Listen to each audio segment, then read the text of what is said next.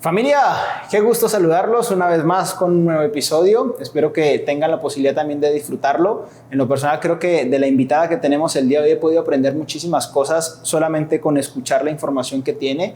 He podido también aplicarla muchísimo a mi emprendimiento y creo que principalmente este episodio se va a tratar de eso, de cómo nosotros podemos hacer que nuestro emprendimiento esté creciendo constantemente, porque a eso se dedica ella, no solamente ayudar a las empresas a escalar, sino también ayudar a que los líderes emprendedores se perciban de una manera mucho más amplia hasta que se conviertan en CEOs empresariales. Y bueno, ya nos contará un poquito acerca de todo esto, entonces espero que lo disfrutes y que logres sacar muchísimas herramientas para tu camino como emprendedor. Y si aún no has empezado a emprender, pues espero que este podcast pueda inspirarte también a tomar esa decisión y sobre todo que te aporte muchísima claridad. Entonces la invitada que tenemos el día de hoy pues, es Andrea Silva. Yo con ella he tenido la oportunidad de compartir en distintos espacios que pues, la vida nos ha traído también a este camino en el desarrollo personal, y creo que es una persona que admiro bastante, me inspira bastante cada vez que veo su manera de vivir todo este mundo empresarial, los equipos, el liderazgo, las estrategias, el concepto de autoridad también. Entonces seguramente va a preguntarte mucho acerca de todo esto, pero bueno,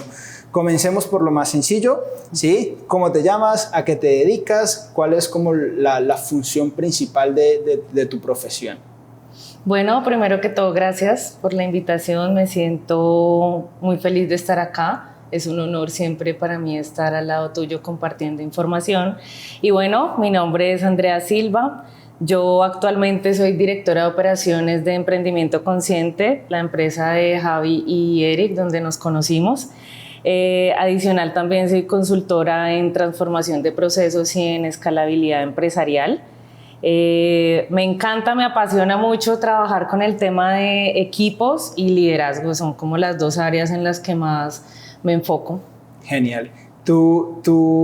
A ver, si lo vamos como por denominación, como que tu cargo dentro de esta empresa es que eres directora de proyectos, ¿no? Cuéntanos un poquitico más acerca de qué se trata todo esto de ser una directora de proyectos y por qué es tan importante que un emprendedor o un empresario pueda contar con una directora de proyectos como tú. Bueno, mi rol es directora de operaciones. Vale, perdón. Yo traduzco la dirección de operaciones como una integración, como la persona que integra. Supón que tú eres el CEO de la empresa, eres el visionario. Yo me encargo de llevar el barco a la visión que tú me pongas. Esa es como la gran misión de un director operativo. Si me voy hacia la dirección de proyectos, es lo mismo, pero ya más enfocada netamente en el proyecto y en el equipo. Cuando hablo de llevar un barco, es llevar un barco con todo lo que implica, con el equipo, con un presupuesto, con tecnología, con herramientas que nos permitan llegar como a esa visión que el líder visionario ha puesto dentro de una empresa. Qué bonito. Mencionas una palabra que me parece fundamental y es el concepto de tener una visión. Me gustaría saber un poco, ya que tú estás como que tú tienes mucha experiencia dentro de este mundo, ¿no? ¿Qué consideras tú que es una visión? Porque yo siento que desde mi perspectiva cuando comencé no la tuve y siento que hoy en día la tengo y se ha convertido como en lo más importante para yo poder evidenciar un crecimiento dentro de mi empresa. Entonces, ¿cómo definirías tú esa visión para que alguien pueda tenerlo claro también? Sí, fíjate que a los emprendedores les cuesta mucho plantear visiones porque su mentalidad es un poco, no porque esté mal, pero al inicio estamos muy enfocados en solo facturar en el día a día y nuestra mentalidad se vuelve un poco al corto plazo. La mentalidad visionaria es una mentalidad a largo plazo y a veces me he encontrado con líderes que me dicen como no puedo visionar más de un año porque esto en un año va a seguir siendo igual o en 2 años va a seguir siendo igual. Entonces, para mí, la visión es lo que hacen los grandes empresarios, es ver como ese Everest. Yo lo llamo como el Everest empresarial. Es cuál es tu Everest, y lo hablo un poco a nivel bancario, lo hablábamos como la meta estratégica grande y ambiciosa. ¿Cuál es tu meta estratégica grande y ambiciosa a donde tú quieres llevar tu empresa y donde tú como líder quieres llegar? Con base en esa visión, yo usualmente recomiendo 5 años, 10 años mínimo. Yo ya con esa visión puedo empezar a planear estratégicamente cómo yo voy a llegar a esa visión con los proyectos, las estrategias y los equipos. Ahora, ¿cómo lo hacen? Yo pienso que inicialmente es importante que, me acuerdo de Tony Robbins, de la pirámide que tiene Tony Robbins, que tú la conoces más que yo. Siempre le digo a los empresarios, hagan primero esa pirámide, vean cómo están las áreas de su vida, cuál es el plan de ustedes como empresarios. Una vez yo tenga mi plan personal, con ese plan personal va a ser muy fácil que yo pueda visionar a dónde quiero llevar la empresa. Entonces yo les digo, piensen en grande. Si tu visión es crear una startup, listo, ¿qué vamos a hacer para llegar a crear esa startup en 10 años? Entonces, para mí es como un proceso de visualización, no de visualización tanto del otro lado, es desde el lado de abundancia y todo ese tema, es más desde el lado pragmático de visualizar yo a dónde quiero llevar mi empresa. ¿Cuál sería ese gran objetivo que yo quisiera cumplir en 10 años? Y con base en eso ya empezar a estructurar el resto. Que es muy paradójico porque creo que es importante a nivel pragmático, como tú lo acabas de mencionar muy bien, porque creo que hoy en día estamos en un mundo donde se nos ha conectado mucho con la presencia y pareciera ser que este aspecto no es tan importante. Y también mencionaste algo que me parece muy curioso, a ver si tiene alguna relación, a lo mejor no, que decías que cuando un emprendedor está comenzando se enfoca mucho en el aspecto económico, en tener dinero y demás. Yo no sé si tú lo percibes de la misma forma, que a lo mejor uno de los factores que lo llevan a que sea difícil a un emprendedor poder establecer una visión sea la falta de recursos. O no sé qué tan real pueda llegar a ser, qué tanto puede llegar a impedir que eso pueda ser así. Y si es así, ¿cómo pueden ir más allá de la barrera de su realidad actual y poder conectar con esa visión que tú estás Pero ponle diciendo? Que si yo me voy al desarrollo personal, supongo, es como si yo dijera, quiero ser referente en algo, pero no voy a llegar allá porque no tengo los recursos. O sea, ya inmediatamente me antepuse una creencia limitante y no voy a llegar allá. Claro, ¿qué pasa? Que mi mentalidad de corto plazo hace que yo no pueda como tener claridad de ver un poco más allá porque estoy tengo que facturar, tengo que salir de ahí. Usualmente puede ser que en los primeros años o el primer año los emprendedores se enfocan mucho en solo facturar. Una vez llegan ya como a un nivel de medio punto de equilibrio, ya empiezan a pensar, ahora sí, listo, ahora yo realmente ya testé esto, yo realmente a dónde lo quiero llevar. Okay. ¿Y tú crees que la falta de esa claridad es lo que lleva a que hoy en día haya un mito en la sociedad? Digo mito porque pues no tengo una manera de comprobarlo, pero es algo que se escucha mucho allá afuera. ¿Tú crees que esa falta de claridad es lo que lleva a que un emprendedor termine cerrando su negocio antes de los 5 años? Sí, puede pasar porque fíjate que cuando yo tengo un Everest, cuando tengo esa meta estratégica grande y ambiciosa clara, yo no desisto. He estado en algunas consultorías donde han cerrado sus negocios justamente por eso, porque no tuvieron una visión. Pasa que la visión empieza a segregarse como la montañita hasta que llego a la base. Entonces tengo mi visión y empiezo a ver cómo puedo ir yo llegando a la visión a nivel de cada uno de los años y al final, supongamos dentro de este año, qué es lo que realmente yo necesito para empezar a ejecutar esa visión. Entonces pasa mucho que empiezan a sobreinvertir en cosas donde no tienen que invertir tal vez dinero, empiezan a tener mucho flujo de gasto y al final ahí es donde empieza como a tambalear un poquito esa visión empresarial. Ok, interesante esto de que comienzan a invertir donde no deben de invertirlo, ¿no? O sea, al final estamos hablando de que una visión es lo que nos permite a nosotros tomar decisiones más acertadas, ¿no? No solamente a nivel personal, sino también dentro de un negocio. Está bastante curioso eso porque sí creo que en este último momento de mi vida, hablo de más o menos 1 año y medio para acá, sí que he conectado mucho con esa visión y me hace acordar de 2 jefes peruanos que yo tuve hace muchos años, que ellos me decían, que ellos obtenían una frase muy constantemente que nos la decían a nosotros: nada está por encima de la visión. Nada está por encima de la visión. Para tomar decisiones difíciles, nada está por encima de la visión. Si tenían que despedir a personas que no estaban cumpliendo con todo esto, no, nada está por encima de la visión. ¿Cómo haces tú para para poder mantenerte clara en medio de todo eso y sobre todo en el momento en el que toca tomar decisiones difíciles que implican como mucho conflicto interno a nivel emocional, claro está. Digamos que, llevándolo un poco hacia el lado empresarial, poniéndome en la mente como si fuese un CEO de una empresa o digamos desde mi rol, yo también tengo que tomar decisiones estratégicas que están basadas en la visión, en la misión y en los valores de la empresa. Son como esos 3 parámetros, digámoslo así, que se evalúan a la hora de tomar una decisión. Ponle que una persona del equipo, yo como decido si una persona debería o no continuar. Más allá de esa parte, obviamente emocional, que siempre está en medio de cuando uno tiene que tomar este tipo de decisiones difíciles, están estos 3 parámetros. ¿La persona está alineada con la visión? Sí o no. ¿La persona está alineada con el propósito o misión de la empresa? Sí o no.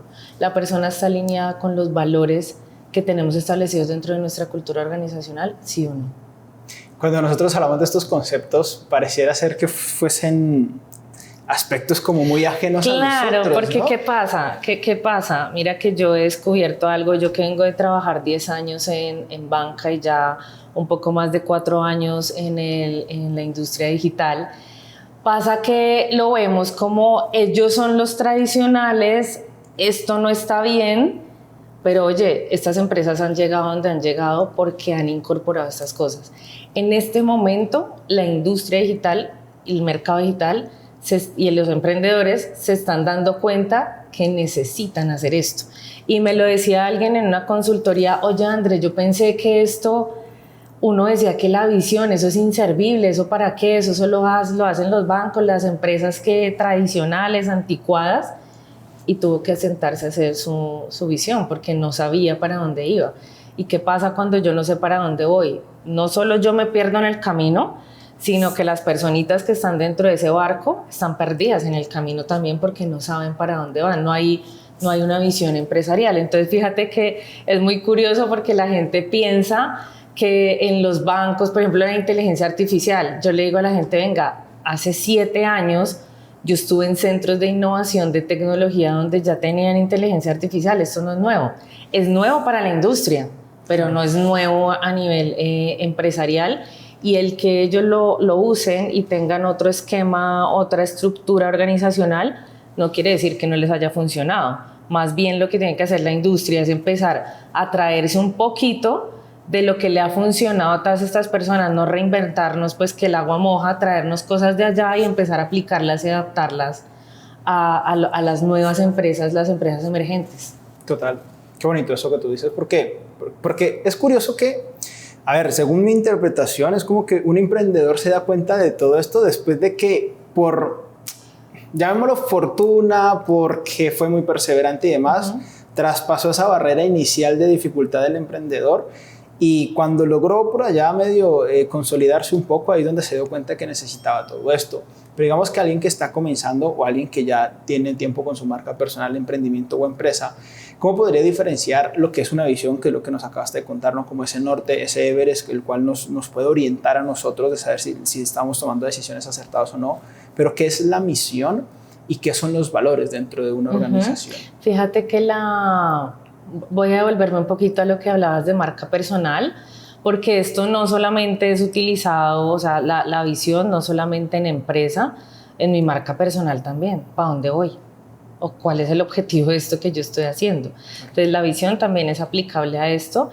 La misión es el propósito, porque existes, no tú, porque existe tu empresa, porque existe tu marca, porque existe este podcast. Por ejemplo, detrás de todo lo que tú estás haciendo acá hay un propósito. Asimismo, las empresas, las marcas deben tener también un propósito, porque ese propósito, ¿para qué nos sirve? No solamente para que yo, en las decisiones que estoy tomando, sepa que cada una de las decisiones que tomo están alineados al propósito que yo estoy haciendo. Nada debería estar en desalineación a eso. Y por otro lado, el equipo. O sea, si una persona no sabe cuál es el propósito detrás de la actividad, de la pequeña cosita que está haciendo, se va a perder en el camino. Y los valores, ¿para qué nos funcionan mucho? Esto ya es como más enfocado a cultura organizacional. Fíjate que los valores, por ejemplo, con Javi los hemos implementado mucho para el equipo en especial, para que las personas del equipo, tanto para atraer talento, porque claro, yo atraigo una persona y la traigo y debe, no que tenga un checklist pues pero que sí debe cumplir con algunos valores mínimos que nosotros necesitamos en la empresa. Los que no traiga, nosotros los vamos fortaleciendo en el camino. Pongamos excelencia. Para nosotros es innegociable la excelencia. Hay otras personas que para ellos es innegociable el amor, ¿sí? Entonces se vuelven valores que priman dentro de la empresa. Fíjate que en un banco, ¿qué pasa? Nos están inyectando todo el tiempo esos valores, recordándonos todo el tiempo para que todo lo que hagamos al final vibre en pro a una misión y a unos valores. Mira que algo que me llama mucho la atención es que dentro de todo eso que estamos hablando, pues tú eres como muy experta en el mundo empresarial, ¿no? No se ha mencionado hasta ahora, a lo mejor porque no lo he preguntado, ¿no? Pero no ha salido como también la oportunidad de mencionar la relevancia que tiene una persona que esté capacitada, sino que en función de lo que nos has dicho es como más importante una persona que tenga una disposición y que se sienta conectada y alineada con la misma visión, misión y valores de la empresa, ¿no? Te lo pregunto porque también muchas veces nosotros le damos más valor a lo que podemos aprender, a la información que tenemos, y muy pocas veces valoramos aquello que somos nosotros dentro de un equipo de trabajo. Sí, fíjate que esto lo vi en un video hace tiempo cuando estaba trabajando todavía en Scotiabank, y es más importante todas esas habilidades blandas o esos valores, digamos que antes los llamaban más habilidades blandas, ahora los llaman más valores, conciencia, bueno.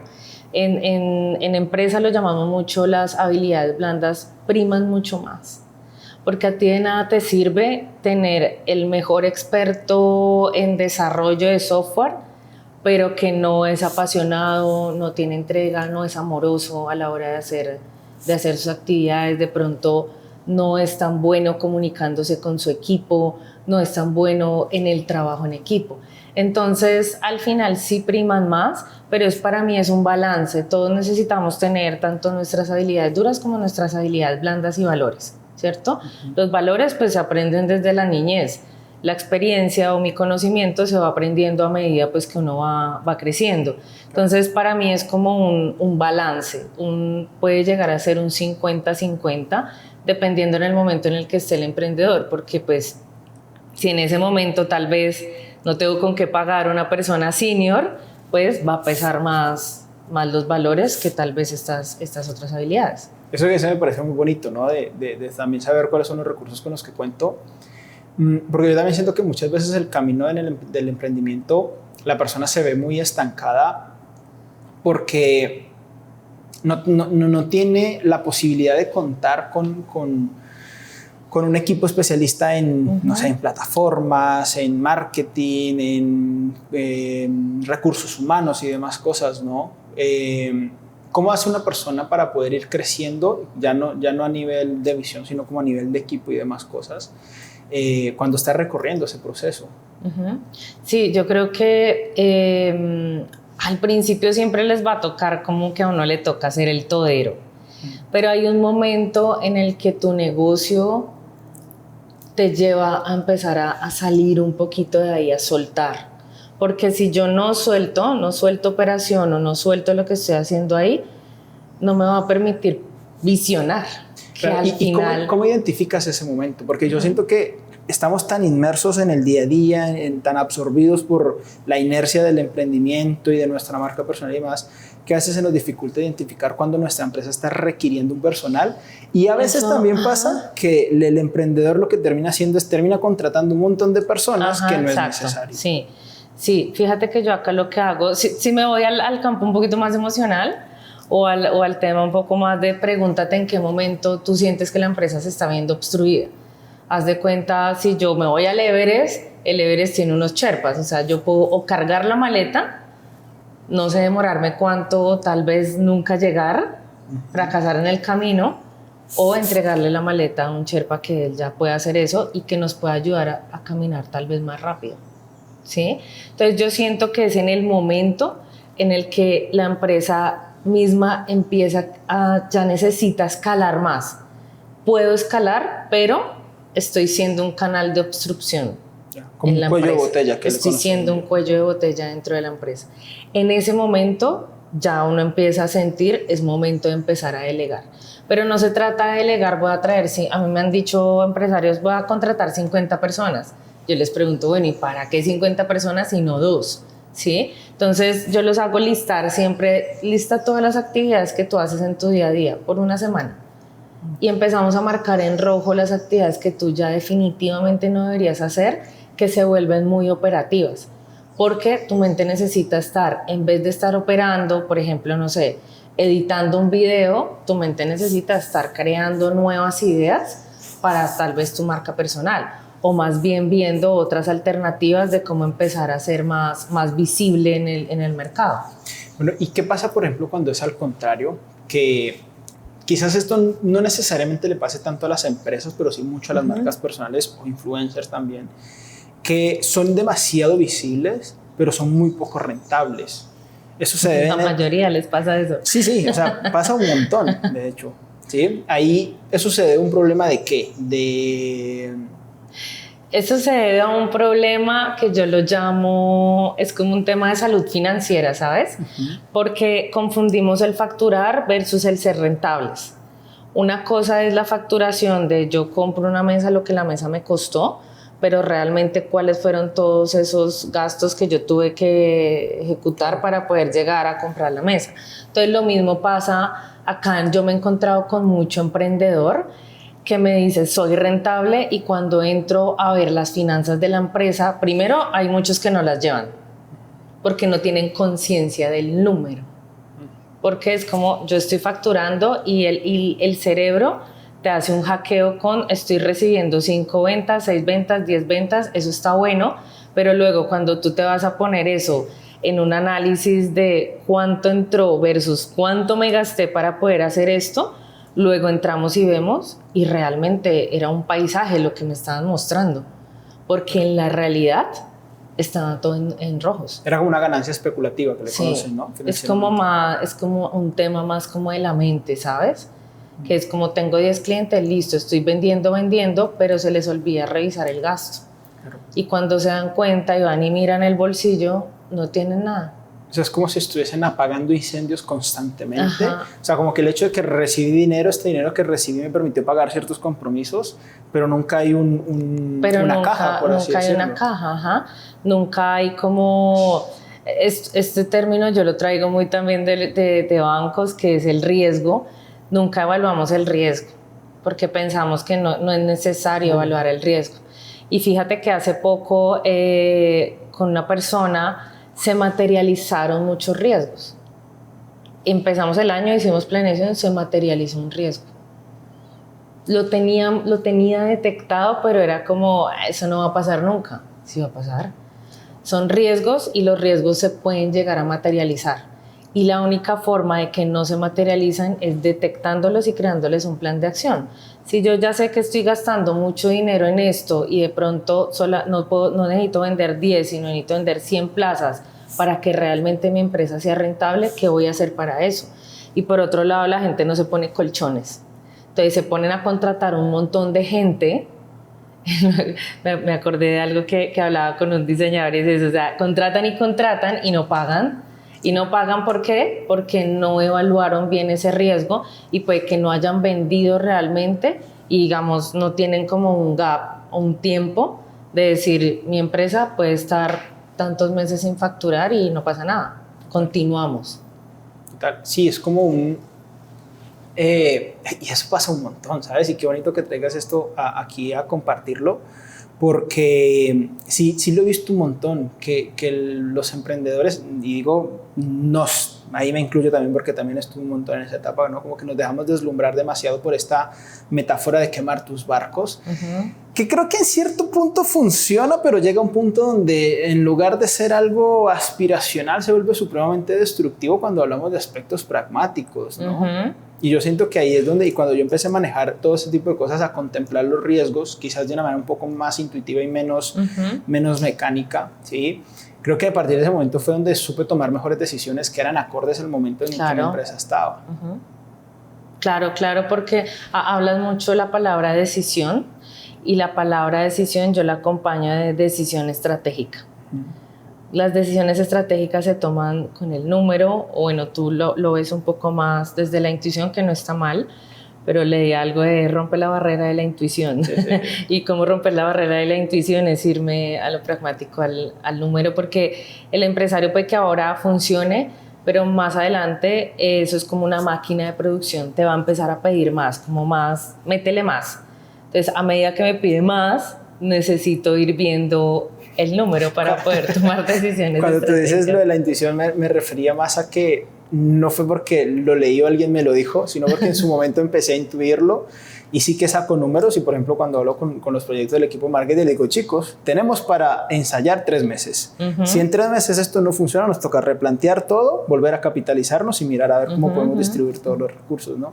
Palabras más, palabras menos, pero sí vamos ahí. Y no sé si, a ver, creo que esto podrá llegar a ser muy facilista, pero yo sí siento que eso marca una diferencia muy grande, quizás no la única, pero sí marca una diferencia muy grande entre que un emprendedor pueda escalar a tal punto de convertirse en un empresario donde ya genera empleo, donde ya obviamente es responsable de todos sus respectivos compromisos legales y demás cosas, y no se quede netamente en siendo emprendedor, porque yo siento que el emprendedor al comienzo empieza porque también representa un alivio, pero si el emprendedor no escala a ser empresario, se vuelve esclavo de su propio negocio. Exacto, se vuelve autoempleo.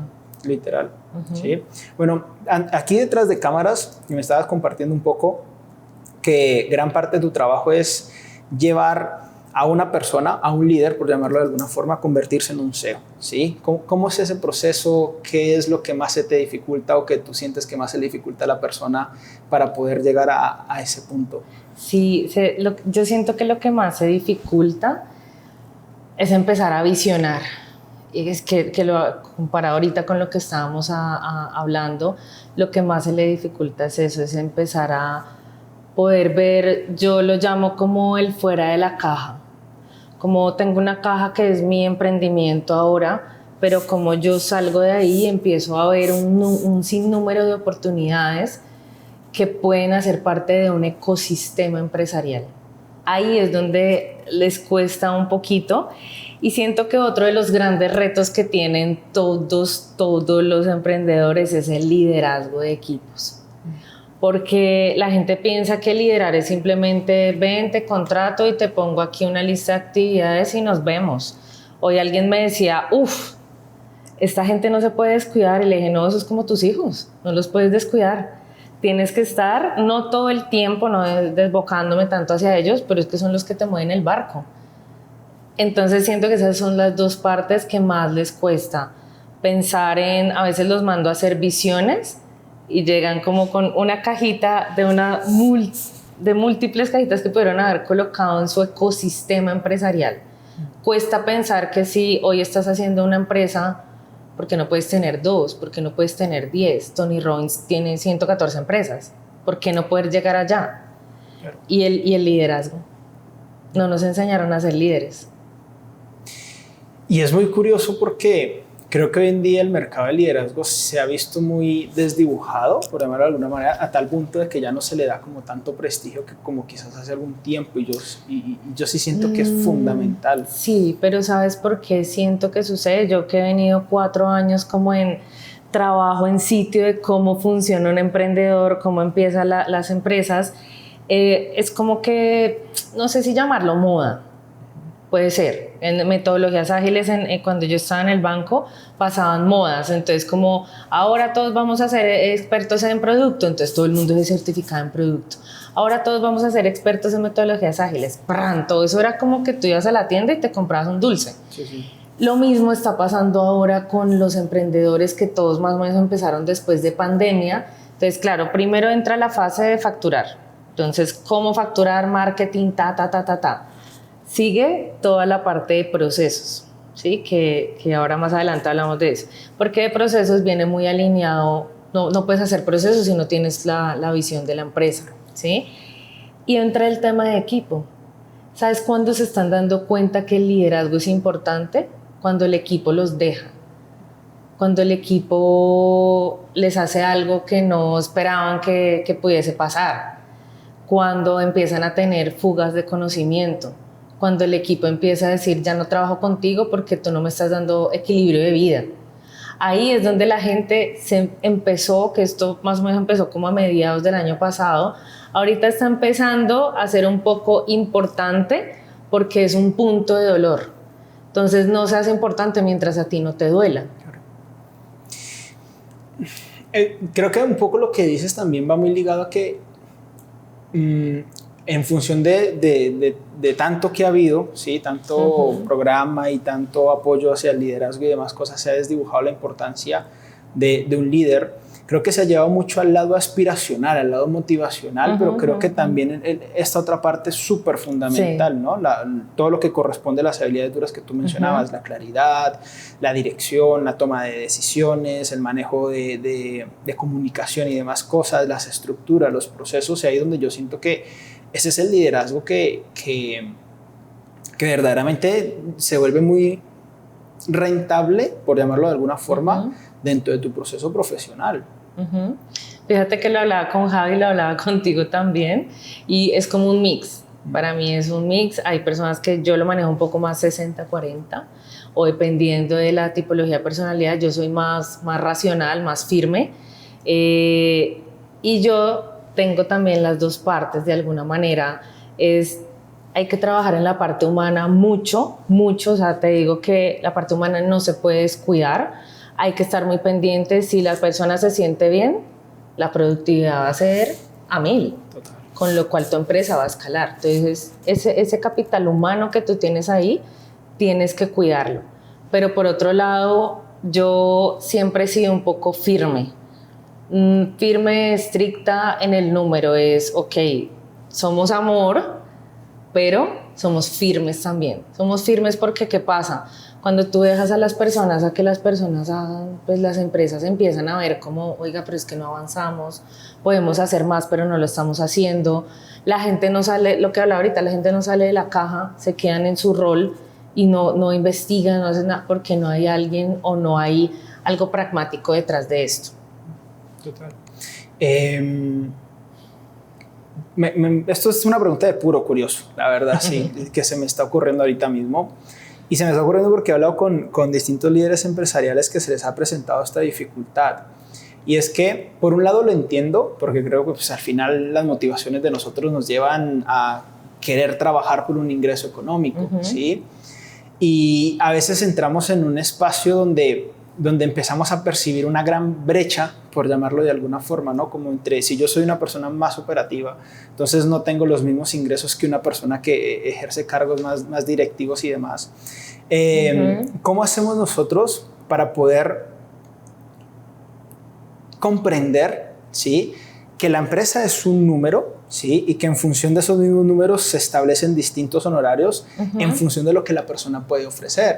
Te lo pregunto porque a veces las personas tienden a percibir esto como algo de injusticia y no creo que sea algo injusto, ¿sí? Creo que es algo que simplemente es correspondiente. Entonces las personas, en lugar de enfocarse en crecer a tal punto que les permitan aspirar a mejores ingresos, prefieren quedarse en una posición donde siguen juzgando y rechazando esa sensación de injusticia que están experimentando. Ese es como el contexto, ¿no? Entonces la pregunta es, ¿cómo nosotros podemos establecer una tabla de honorarios, por llamarlo de alguna forma, justa, que le permita a la empresa seguirse sosteniendo a lo largo del tiempo y adicional le permita a nuestro trabajador mantenerse motivado y comprometido con la visión de la compañía, teniendo en cuenta de que muchas personas, y en realidad todos, trabajamos por un aspecto económico principalmente? Sí, fíjate que esta pregunta es bien interesante porque usualmente cuando yo entro a hacer consultoría, lo primero que me encuentro es elevación en los salarios. Sí. Eso, o sea, hacemos análisis de mercado en varios continentes y ni porque la persona lleve X años de experiencia gana eso. Y me ha tocado entrar a lugares donde tengo que proponer hacer un poco esas bajas porque no son equitativas. Las empresas, el empresario inicialmente cuando empieza, algunos, no todos, quiere pagar mucho, ¿sí? Porque el mantener a esa persona, ellos suponen que todo tiene que ser dinero, ¿sí? Entonces me ha tocado entrar y bajarlo un poco. ¿Cómo yo lo estructuro? Haz de cuenta que tienes 3 grupos de personas, catalógalos en esos 3 grupos de personas. Tienes los nivel como 3, que son tu mano derecha, que ellos son tus pilares empresariales. O sea, ellos tú los tienes que mantener siempre bien pagos, darles algunas comisiones, estar muy pendiente de ellos porque son tus pilares empresariales. Si uno de esos pilares se te va, tu empresa se empieza como a ir de lado. No porque uno no sea reemplazable, sí lo es, pero hay momentos en donde hay pilares empresariales. El 2 para mí es como la personita que está a un paso de convertirse en esa mano derecha, ya es un líder. Y el 1 son estas personas que todavía no son líderes, puede que no me generen un potencial riesgo dentro de la empresa, pero me puedo permitir no pagarles tanto, ¿sí? O sea, para esto yo hago a veces mucho análisis de mercado. Si voy a contratar a una persona en Colombia, ¿cuánto gana una persona en Colombia que tenga esta y esta experiencia aproximadamente? Y hacemos como que sea un poco equitativo. Ni mucho, o sea, hay que catalogarlo como en esos 3 grupos, no les voy a pagar a todos por encima, yo les digo a la gente, no estás obligado a dar comisiones mensuales a todo el mundo. Claro, que eso hoy en día se ve un montón y eso yo me he dado cuenta un montón de personas que asfixian económicamente su emprendimiento, su proyecto, su empresa. O sea, los llevan casi a punto de quiebra. He visto algunos que se han quebrado por eso. Porque tengo que darle la comisión. No, tú no tienes que darle. Tú tienes es que ponerle unas metas a esa persona y les vas a dar unas bonificaciones por cumplimiento. Javi habla algo de 3 números. El 0.8, el 1 y el 1.2. Si una persona es 0.8, eso es como cuando en el banco le decían a uno con usted o sin usted, la empresa continúa. Está haciendo un 0.8. Eres un 1, estás cumpliendo, estás bien, me llevaste a cumplir. Y el 1.2 ya es como ese extraordinario, que puede ser como ese 3 que te decía ahora. Y dependiendo de eso, sí pueden dar esas bonificaciones.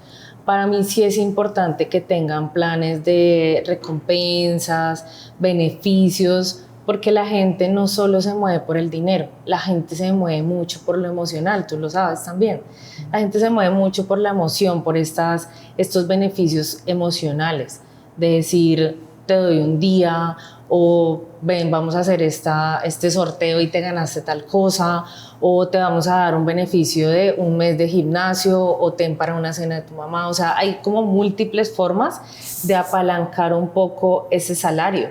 Porque hay personas que me dicen, yo no gané nada este mes o este trimestre, no tuve una rentabilidad, pero tengo que darle al equipo. No, porque las bonificaciones van a ir representadas dependiendo de la rentabilidad que tuvo la empresa y de tú cómo fuiste a nivel de ese 0.8, ese 1 o el 1.2. Y total, como que vuelves el trabajo algo muy memorable, ¿no? Porque una vez en su momento, hace mucho tiempo, leí que claro, que aunque nosotros trabajamos por un aspecto económico, valoramos demasiado más estos otros aspectos, sí, como el que nos den una buena cena, no sé, con mi pareja o con mi mamá o con mi papá, no sé, en un buen restaurante, ¿no? Como que eso se van quedando más anclados en nuestro aspecto emocional que en nuestro aspecto, sí, racional, y las personas tienden a valorar mucho más eso, sobre todo porque se sienten reconocidas y se sienten enaltecidas y no se ven solamente como una máquina donde, exacto, intercambiamos trabajo. Sí, fíjate que cuando a veces lanzo encuestas de clima laboral, sale mucho eso, como, pues, o sea, sí, chévere el trabajo, pero no siento que yo sea tenida en cuenta, no siento que esto sea como más humanizado, y ahí es donde los equipos empiezan a bajar su rendimiento y la productividad de la empresa. Mira, esto es sagrado, baja si tu equipo no lo está sintiendo bien. Entonces hay que incentivar, pero explicarle, porque las personas no entienden muchas veces eso. O sea, yo te puedo dar algo, pero ese no está representado necesariamente en una bonificación económica. A mí, por ejemplo, en Scotiabank, algo que yo amaba mucho de los bancos y de BBVA donde estuve es el tema del crecimiento a nivel de educación. O sea, conferencia que había, ellos te lo pagaban, me daban certificaciones, me daban mucha formación. Y para mí eso representaba un beneficio emocional. O me daban a veces viernes flexible, entonces yo era feliz porque obviamente buscaba escapar del trabajo, entonces los viernes flexibles para mí eran, o sea, se apalancaban mucho con esa parte emocional, entonces claro, más allá del dinero, me estás dejando irme y puedo hacer otras cosas en ese espacio que no necesariamente sean trabajo.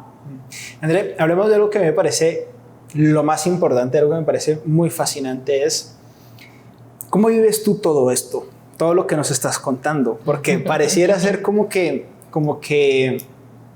el líder, el emprendedor o el empresario deja de tener la carga, pero se la pasa a alguien como Andrea, ¿sí? Y entonces Andrea empieza a estar a cargo de todo. El Sherpa. Tal cual, empieza a ser el Sherpa, ¿sí?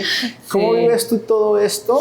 ¿Con qué mentalidad? Porque cuando empiezas a hablar de que a veces te ha tocado entrar a empresas donde disminuye los ingresos y demás, yo creo que algunos buenos mencionadas de madres te has ganado, pero nada, entiendo que comprendes que es parte del proceso, pero ¿cómo vives tú todo esto? ¿Desde dónde lo abordas? ¿Con qué mentalidad? ¿Los escenarios difíciles? ¿Los escenarios que representan un desafío? Sí, bueno, yo como tengo más como mi parte racional, más si hablamos de energías, la energía masculina la pongo mucho ahí cuando entro a una consultoría, cuando esto, yo lo abordo desde una mentalidad racional. Sí, realmente, obviamente también pensando un poco en la parte humana de vamos a hacer esto, pero sin afectar tanto a la persona, pero haciéndolos que ellos entiendan que si esto no se cambia, no va a funcionar. O sea, he estado en empresas donde la gente se baja el barco. Y entonces empieza uno a atravesar como claro, obviamente atravieso que la culpa, que los miedos, que la incertidumbre. Entro con equipos también que son muy difíciles de trabajar, que por más que les hagas capacitaciones, todo es supremamente difícil. Yo me trabajo mucho el desarrollo personal, realmente sí, y le recomiendo de verdad muchísimo, encarecidamente a todos los líderes, hombres, mujeres, siempre les digo, tengan su coach. De verdad, o sea, mínimo una vez a la semana tengan una sesión de lo que les guste, temas espirituales, holísticos, un coach, un psicoterapeuta, lo que sea, pero tengan esas sesiones, porque claro, tú dices, claro, al convertirte en el Sherpa son piedritas que vas cargando dentro de esa maleta, que nos pasa mucho a los directores operativos o a los líderes de proyecto, nos cargamos de muchas piedritas que a veces tal vez no nos pertenecen, porque nos cargamos también de muchas emociones que hay en el camino dentro de todos estos equipos. Entonces yo trato, uno, de abordarlo desde mi lado muy racional para no cargarme como de todo esto y trabajar mínimo, ¿verdad? Mínimo unas 2 sesiones de desarrollo personal o de coaching o de espirituales tengo cada una vez al mes. Claro. ¿Cómo pasas tú de... esa pregunta sí creo que es un poco más personal mía, porque siento que nuestra industria de la autoayuda, el autoconocimiento, el desarrollo personal y eso ha sido muy estigmatizada socialmente también, a tal punto de que ha sido como no tomada tan en serio, ¿sí? Por diferentes razones, justificables o no. ¿Cómo pasas tú de trabajar en unas compañías como BBVA, Scotiabank, ¿sí? Otras empresas tradicionales gigantescas, a trabajar en una empresa que se dedica a la autoayuda y al desarrollo personal? Eso me parece... Yo creo que nunca te lo he preguntado, no. Y es algo que siempre he tenido esa curiosidad. No sé cómo llegué, no, mentiras. No, cuando salí del banco, antes de salir del banco empecé a conectar con la parte espiritual. Ahí fue como donde empecé a sentirme un poco que ya no pertenecía, no a lo que yo hacía, porque yo sigo amando lo que hago. Yo lo que hoy hago era lo que yo hacía en el banco. Realmente claro. Me encanta liderar equipos, me encanta el caos. A mí me encanta el caos y seguir desordenando y arreglar. Eso me apasiona mucho, ¿sí? Yo vine a la humanidad a organizar. Salí del banco y ahí empecé a trabajar un poco la parte como espiritual, porque ¿qué pasa? Cuando tú trabajas en un banco, sin decir que está mal, pasa que en un banco, en estas empresas tradicionales, tu esencia se empieza a perder un poco. O sea, yo salí del banco y no sabía ni cómo vestirme. Porque, claro, ya te ponen códigos de vestimenta, tienes que ser así, tienes que hablar así, Entonces empecé como en un camino de empezar a descubrir quién realmente era Andrea, porque salí y no sabía como, ok, acá está el mundo y ahora ¿qué hago? Salí como con el concepto de irme a hacer nómada digital, fracasé un poquito en el camino y empecé de cero. Dije, pues si tengo que aprender a hacer, o sea, hice hasta Reels, hice todo el cuento de las redes sociales casi por un año y luego empecé a trabajar mucho con el tema de marketing. Por casualidades de la vida llegué allá a un evento de marketing en Medellín y ahí encontré mis 2 primeros clientes en consultoría porque tardé un año en recuperar como ese valor, en entender que lo que yo estaba haciendo, si alguien me podía pagar por eso, que no necesariamente fuera un banco o fuese una empresa de tecnología. En mi mente, como eso te lo inyectan tanto en la industria bancaria, en mi mente estaba que eso solo lo necesitaban ellos. O sea, yo aquí afuera tengo que ponerme a hacer redes sociales o reels, hasta ediciones me ponía a hacer. Y empiezo a irme como hacia eso, luego caí como en un momento que yo lo llamo los hoyos, caí como en un agujerito negro y ese agujerito negro es que me empecé a agotar mucho de tener como tantos, de esa búsqueda insaciable de tener clientes de las redes, de esto, de lo otro. O sea, yo me fui a todos los eventos de networking que usted se pueda imaginar en Colombia, a todos. Todo lo que salía, si fuese una vaina que yo no entendía ni lo que iban a hablar allá me metía. ¿A qué? A buscar, o sea, empecé como en una búsqueda y me agoté en el camino.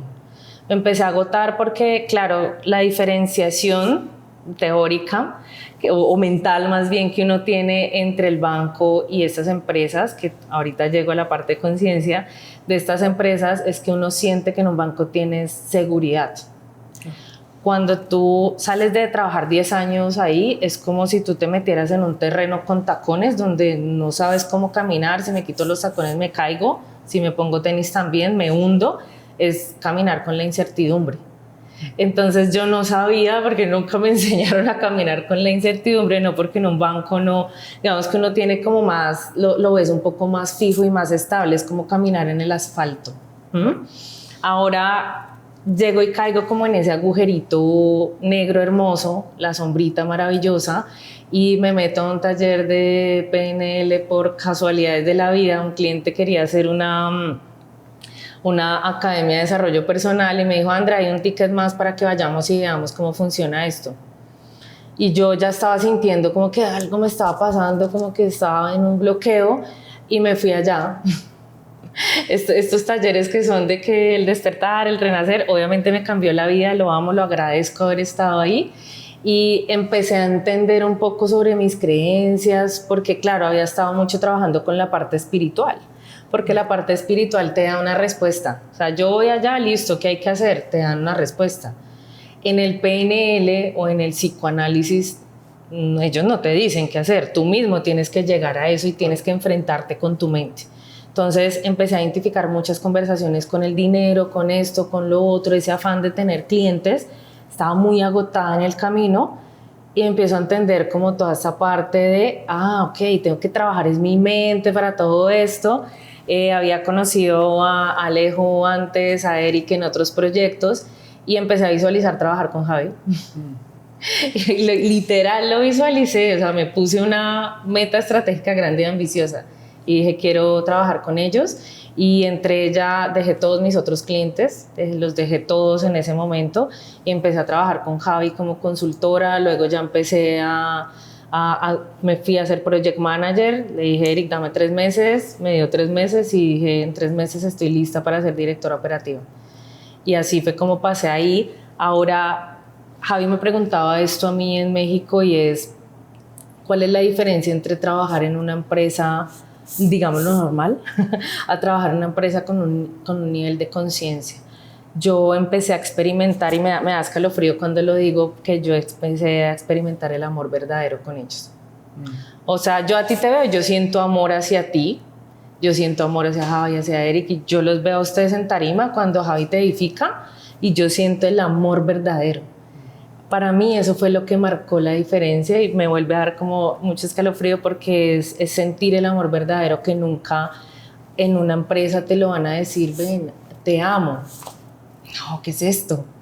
Entonces, para mí ese salto, pues te cuento todo el contexto porque ha sido un camino para poder llegar a entender esto, para poder llegar a entender verdaderamente el amor, para empezar a crear equipos, como reconfigurar un poco ese liderazgo hacia un liderazgo un poco más amoroso. Obviamente siempre, como yo le digo a Javi, desde el amor firme, porque hay que tener firmeza también en el amor, pero empezar a crear esto, vibrar con personas que están en amor, que te llamen y te digan, André, te amo, para mí eso ha marcado completamente la diferencia. Qué bonito, Andrés, eso que estás diciendo, porque valida dos cosas que siempre he pensado, ¿sí? Uno, lo más importante es nosotros pertenecer a un espacio donde nos sintamos cultivados, donde nos sintamos enaltecidos, ¿sí? Creo que para mí eso es lo más esencial. Y lo otro, también rompe mucho el paradigma de que tú no tienes que dejar de hacer lo que te gusta hacer para poder encontrar un lugar donde te sientas enaltecido, porque muchas veces vemos historias de empresarios que renuncian a toda su vida y se dedican a una vida mucho más austera, a ser monjes, en una cabaña a meditar y demás cosas, ¿no?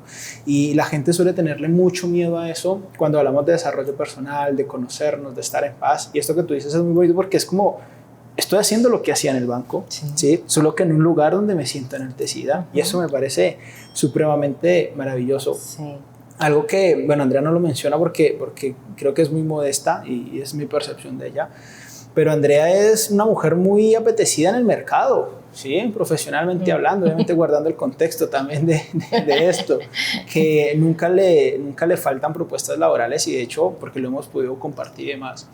Me gustaría que me dieras una perspectiva, porque hoy en día pareciera ser que la única manera de tener éxito es dedicarte al mundo de las redes sociales, y de hecho también lo menciono porque lo compartiste hace un momentico que estuviste en ese año, ¿no? Pareciera ser que la única manera de nosotros poder tener éxito, de poder tener una estabilidad económica, de poder crecer profesionalmente es a través de redes sociales, y pareciera que es el único mecanismo. Y entonces las personas que no se les da bien, o las personas que no les gusta, o las personas que no conectan, o las personas que pues, están como en otro concepto del juego, tienden a verse frustradas, pero tú no dominas esta faceta, digamos que no es tu área de expertise, y aún así logras ser una persona muy reconocida dentro del mercado al cual tú perteneces, que quizás no es el de las redes sociales, pero es algo que también es muy importante. ¿Cómo haces tú para poder experimentar ese éxito, ese crecimiento, esa abundancia también de una otra forma? O no sé si te lo habías planteado en algún momento. Sí, de hecho he tenido, yo no sé si llamarlo suerte, no sabría cómo llamarlo ahorita, me he sentido muy bendecida realmente, porque cuando yo empecé a trabajar, yo soy cero fanática de nada, o sea, a mí tú me nombras, ¿conoces a este? Y yo, ni idea. Yo llegué a un evento de marketing y yo no sabía quién, la única que conocía era Vilma Núñez, y fui al evento por ver a Vilma. Ahora empiezo a conocer un montón de gente allá, que yo no sabía que eran pues famosos dentro del mundo que ellos están.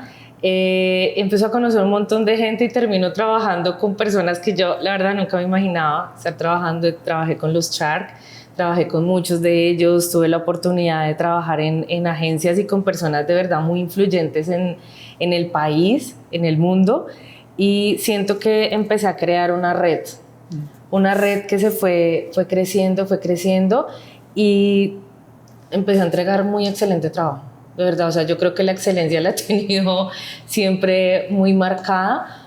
He sido muy excelente con cada uno de ellos y eso ha permitido que ellos me vayan de alguna manera recomendando en otros lados. Es como tu empresa llegó a eso, no, es que vino una persona, hizo esto, y así, o sea, he sido afortunada. Claro, he tenido meses en los o sea, pasé por un año donde esa red no era tan fuerte, y claro, a través de todo esto, de los eventos que yo he ido, empecé a darme a conocer un poco. No me gusta tanto el tema lo intento, el tema de las redes sociales, pero a mí me ha funcionado mucho la otra parte. Yo creo que veo mucha gente frustrada, yo me frustré.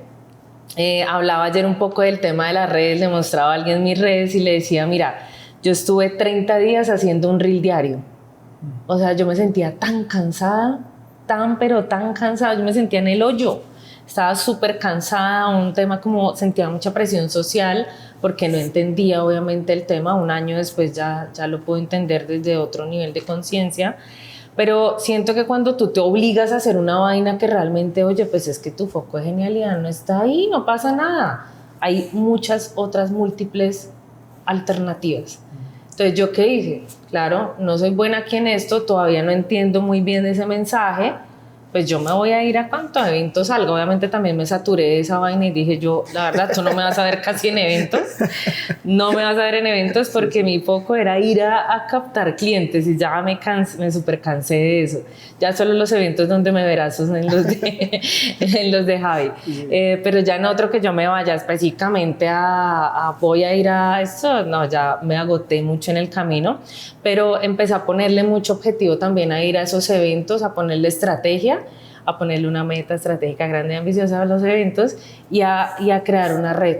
Una red. Yo con mi primer cliente me encontré hace como 2 meses en Medellín y teníamos una conversación tan amena de ver, ellos tuvieron como fracaso, volvieron a crecer, están como, de verdad me daba mucha felicidad y tenemos un relacionamiento increíble.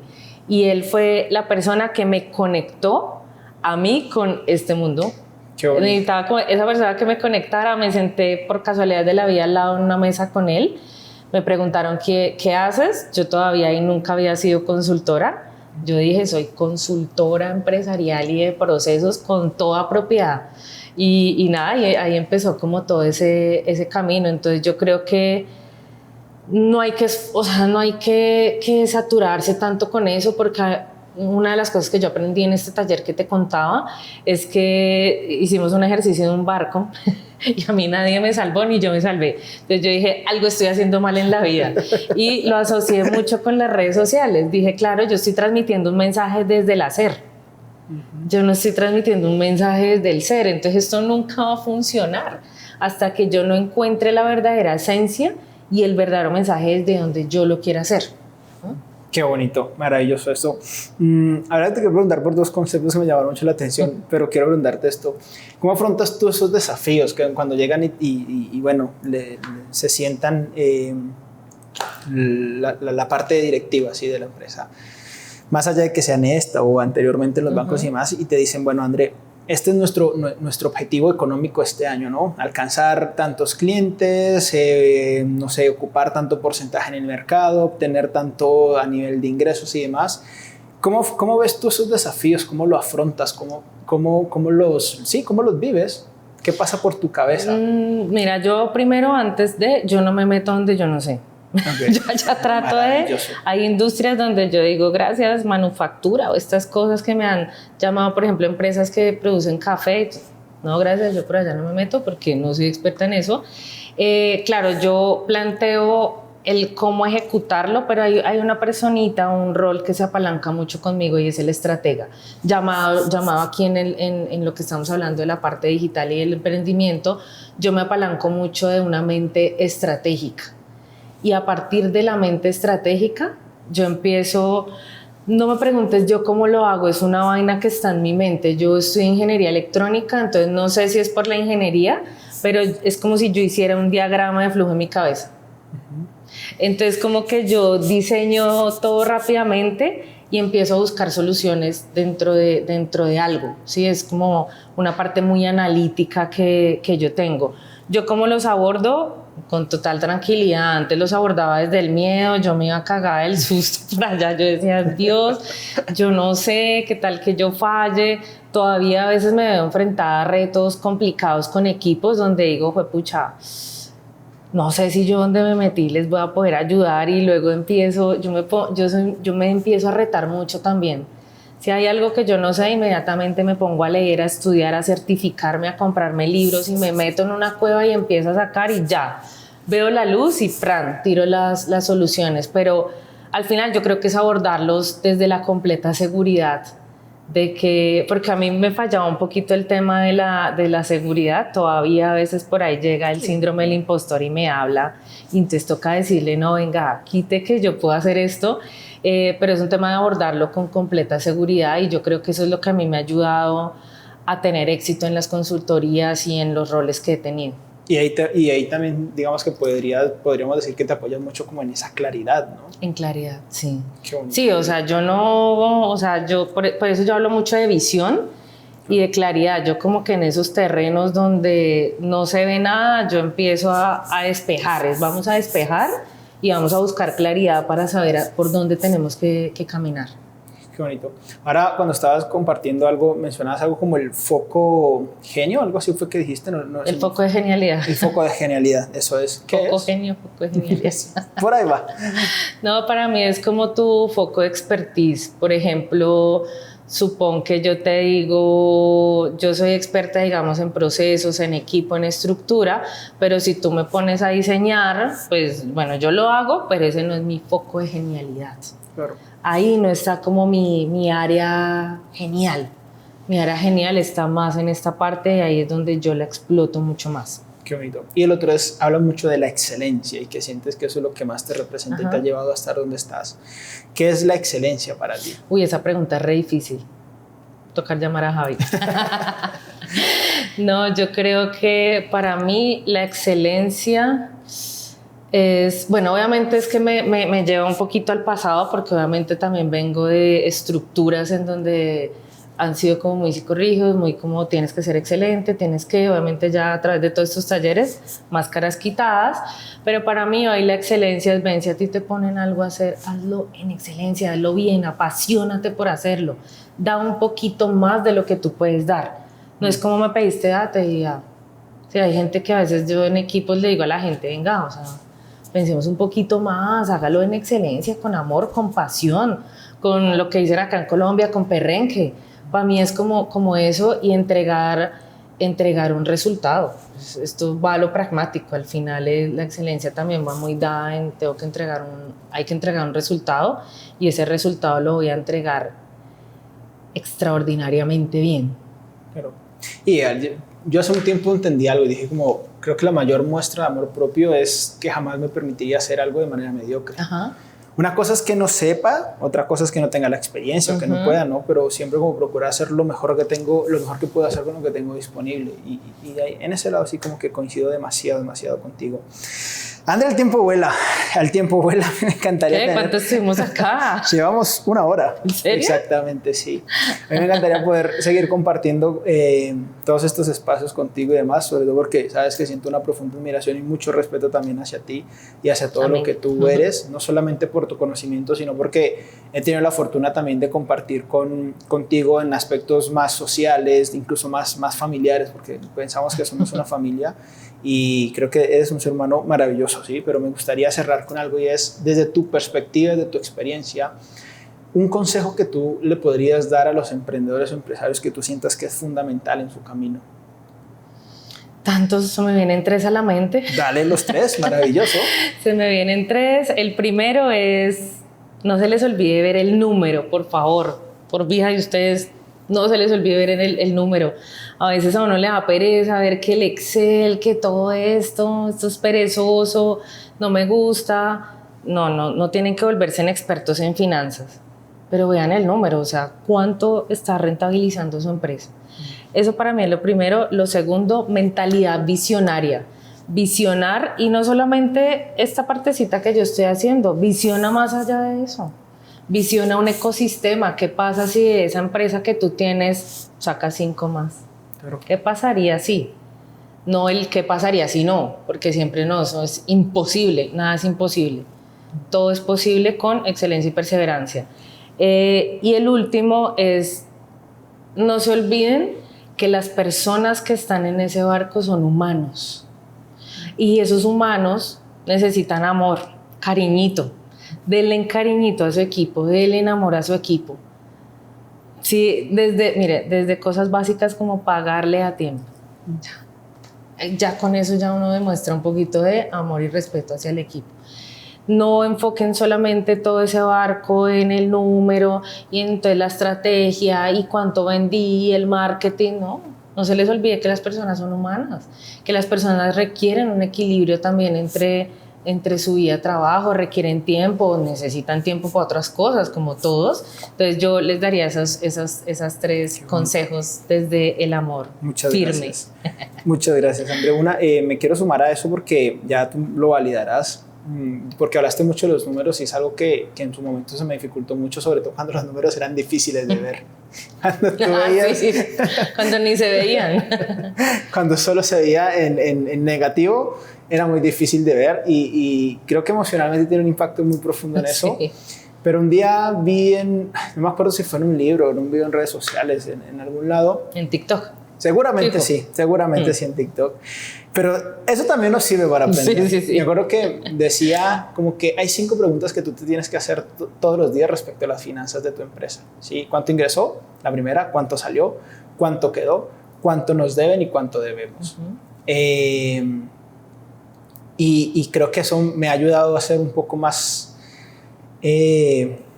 maleable con las decisiones de mi empresa. Por ejemplo, cuando el equipo de marketing me dice, Alejo, hoy ingresó tanto, inmediatamente le pregunto al trafficker, ¿cuánto se ha invertido? Tanto. Y bueno, entonces vamos, continuemos, incrementemos, porque vamos bien.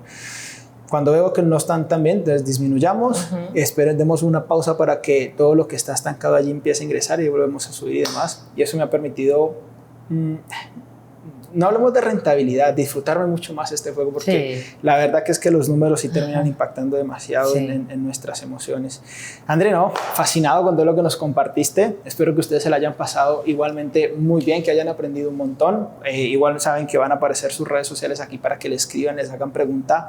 Y bueno, ¿y por qué no? Si necesitan a Andrea como profesional, pues, y si ella está en la disponibilidad y en la disposición de hacerlo, pues maravilloso. Espero que te quedes con la información, como siempre lo menciono. A veces estas conversaciones tocan algunas fibras. Quizás viviste alguna experiencia donde viste que alguien llegó a estructurar procesos en la empresa en la que trabajabas y tú te viste afectado económicamente y empezaste a ver a esa persona como un villano, o empezaste a ver a esa persona también como un héroe, una heroína, porque de eso no hablamos, ¿no? Porque también están esos comentarios donde las personas dicen, uy, André, desde que tú llegaste, desde que tú llegaste esto ha mejorado un montón, me siento más tranquilo, porque de esa parte se nos olvidó hablar. Bueno, héroe o villano, da igual, la información que nos compartió es supremamente valiosa y la información que tiene por compartir también. Entonces espero que se hayan sentido muy inspirados y sobre todo que tengan un poquito más de claridad. Muchas gracias y nos vemos en un próximo episodio.